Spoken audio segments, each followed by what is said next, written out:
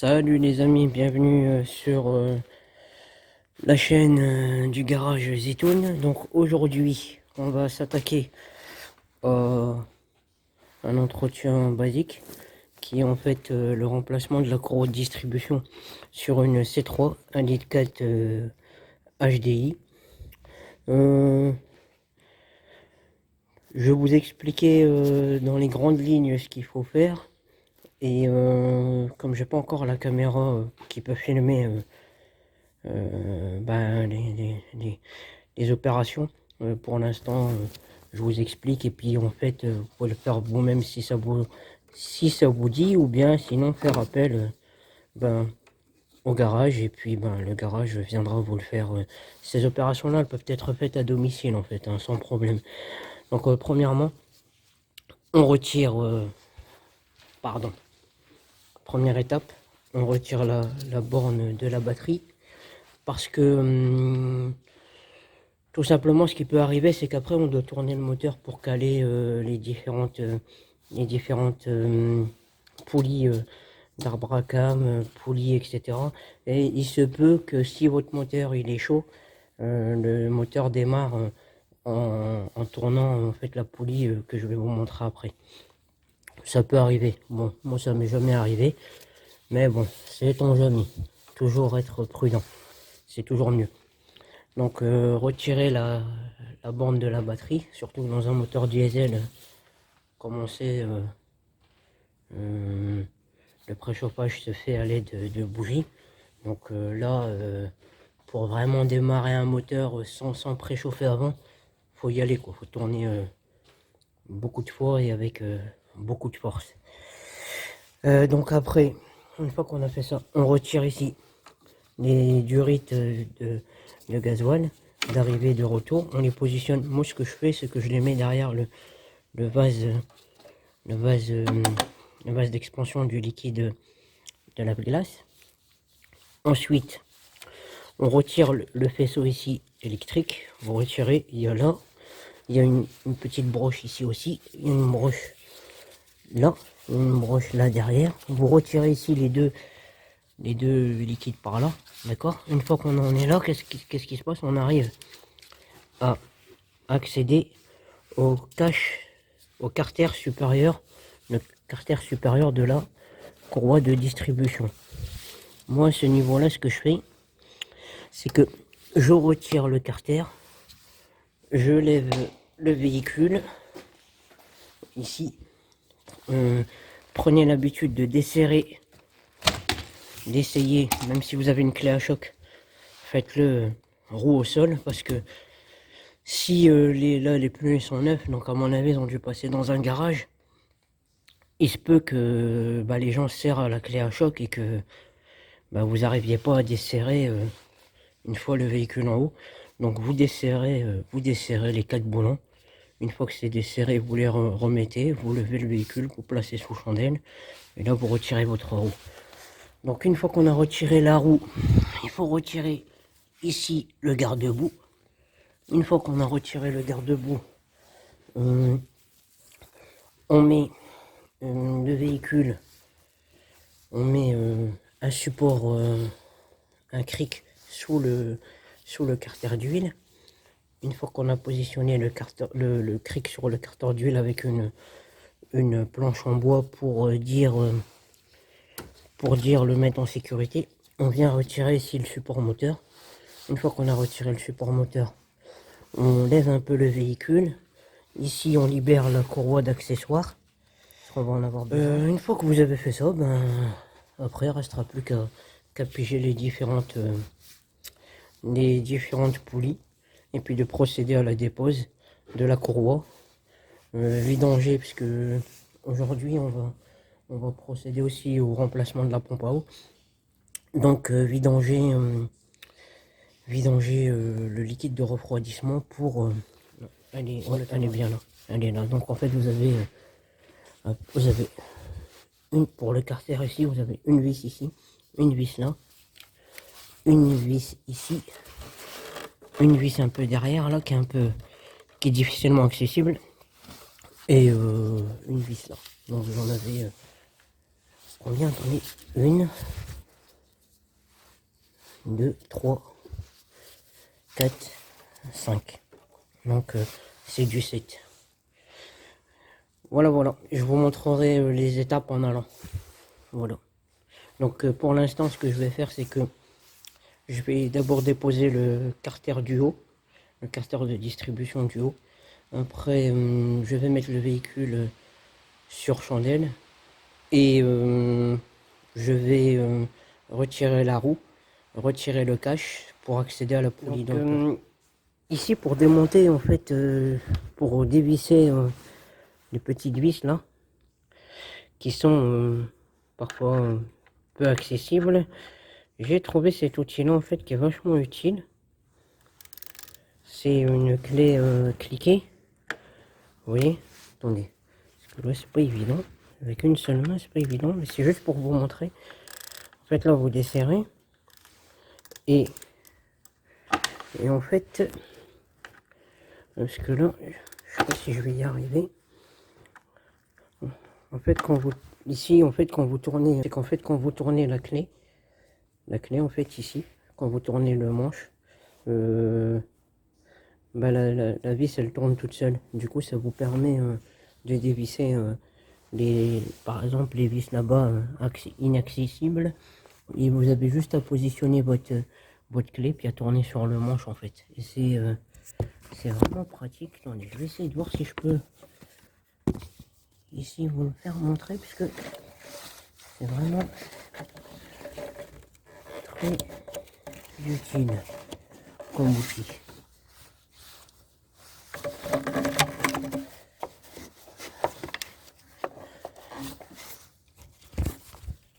Parce que lui,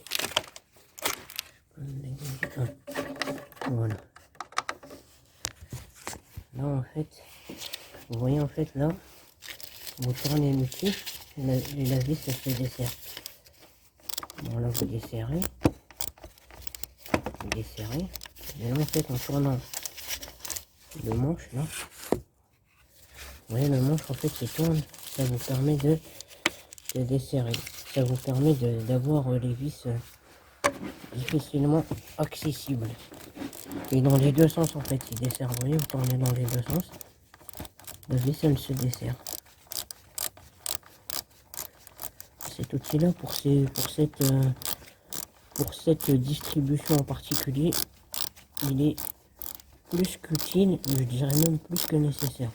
Ça va vous faire gagner beaucoup de temps, surtout si vous en faites régulièrement. C'est un outil que vous trouvez chez celui-là, je l'avais acheté chez Noroto en fait.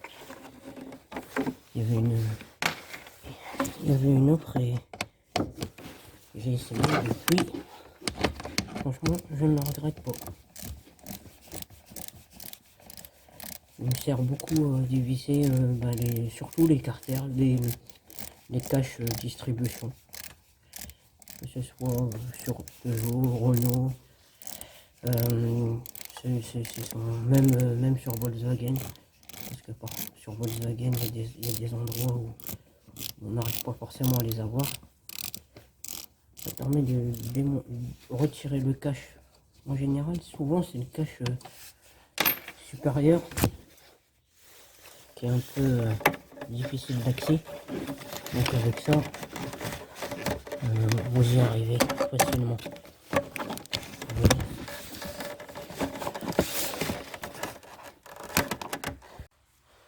Donc voilà, le véhicule est sur chandelle. Là, on va dégager le garde-boue. Donc pour le dégager, c'est assez simple. En fait, il suffit d'écarter les rivets.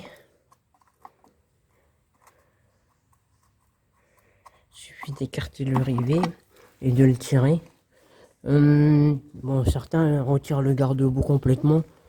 Moi, ce que je fais, c'est que je retire ce rivet-là. Le rivet, il y a un autre rivet par là. Enfin, il y a ce rivet-là, celui-là. Retirez en fait, ici vous avez une vis torx. En bas, vous en avez une autre. Puis en fait, ce que je fais, c'est que je l'écarte par ici, le carter. Sauf quand je me rends compte que ben, le plastique est trop dur. Si je vois que le plastique est trop dur, je le retire complètement. Sinon, je l'écarte en fait. Je vous montrerai après. Parce que là, pour l'instant, avec une main, j'arrive pas à filmer. Vous voyez, vous faites ça en fait. Une fois que vous l'avez écarté comme ça, vous prenez une tenaille et vous tirez dessus et le rivet il vient en fait. Bon, comme je vous l'avais indiqué auparavant, ici, le cache, vous voyez, on retire, on le décale, on n'a pas besoin de le retirer. Il est calé, là il n'est pas craquelé, donc on peut le plier comme ça. Veillez vraiment à ne pas trop tirer pour pas le casser. Ensuite, on retire le carter moteur, le cache moteur, d'accord. On met un cric, si on n'a pas un cric hydraulique comme ça avec un tampon, on met une planche en bois pour éviter d'abîmer le carter d'huile. Une fois que le carter d'huile est retiré, ce que l'on fait, c'est qu'on retire la poulie damper qui est là.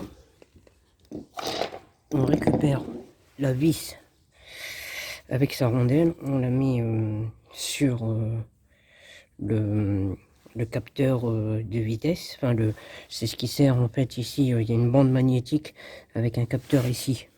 Le capteur de régime moteur sur ce moteur là, il est là. C'est un capteur à effet Hall qui compte le nombre de tours. D'accord, il compte.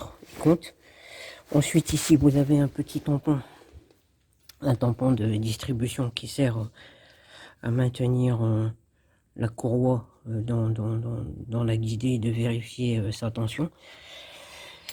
Une fois que vous avez fait ça, vous mettez en position votre roue ici de pigeage. Vous mettez votre pige, une pige de calage. Si vous n'avez pas la pige, attendez, je vais éteindre puisqu'apparemment ça fait trop. Si vous n'avez pas la pige, vous pouvez mettre un forêt, je crois que c'est du 5. Sinon ici avec la pige Peugeot PSA, vous l'avez. Donc vous calez ici. Ici, en haut, on va éclairer un peu. Vous calez ici l'arbre à cam. Vous calez également la pompe à injection, vous la calez ici. Et ensuite, vous procédez à la dépose de la courroie de distribution en agissant sur le galet tendeur, en retirant la vis qui est là. Et ensuite, on va procéder à la dépose de la pompe à eau qui est là. Donc on procédera à sa dépose une fois qu'on aura déposé la courroie. Donc là on va desserrer le galet tendeur, on va détendre la courroie et on va procéder à la dépose de la courroie de distribution. Donc ici on a déposé la courroie de distribution. Ici il faut comparer les écritures et vérifier le nombre de dents. Donc ici c'est bon, ça coïncide, 144 dents. Donc la courroie est déposée. Donc maintenant on va procéder à la dépose des différents galets puisqu'on les a en neuf. Et ensuite on va procéder à la repose de la courroie de distribution. Premièrement on va déposer le galet tendeur, le galet enrouleur, la pompe à eau. Et puis on remonte calmement. Voilà. Nettoyage, remontage.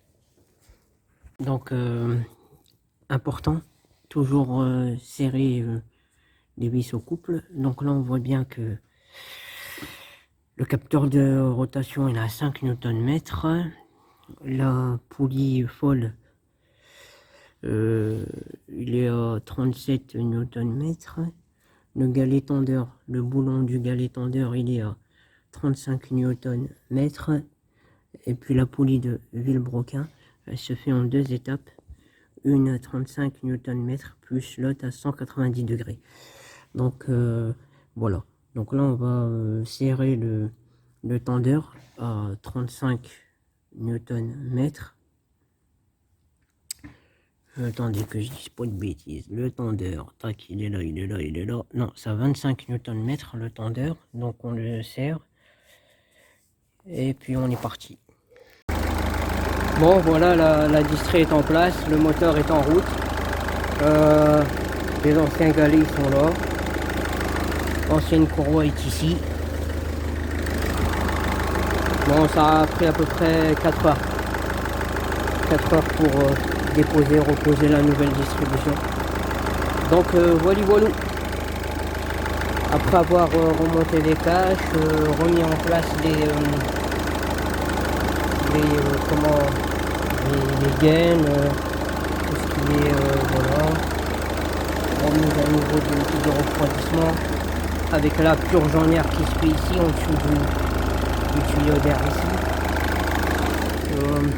On a redescendu la voiture. Donc voilà les amis.